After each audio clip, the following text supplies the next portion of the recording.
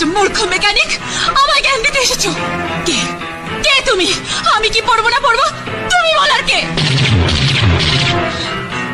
আমি ভুলে গিয়েছিলাম যে কুকুরকে সবসময় পায়ের তলায় রাখতে হয়। তুমি লাই পেয়ে পেয়ে মাথায় উঠে গেছো। আমার যা খুশি আমি তাই পড়বো, আমার যেভাবে খুশি আমি সেভাবে চলবো। তুমি কোনোদিন কোনো ব্যাপারে আমাকে বাধা দিতে আসবে না, কখনো আসবে না, বুঝেছো? বুঝেছি। সত্যি তো আমি কে, কি অধিকার আছে আমার?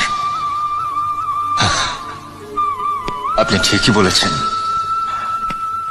আমি